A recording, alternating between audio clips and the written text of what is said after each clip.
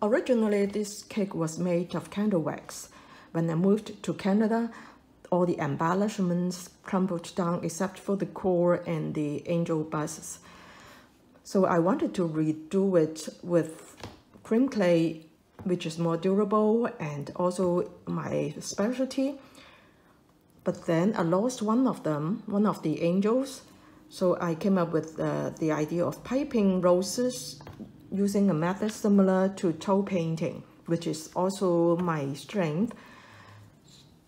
Then I found that piece again.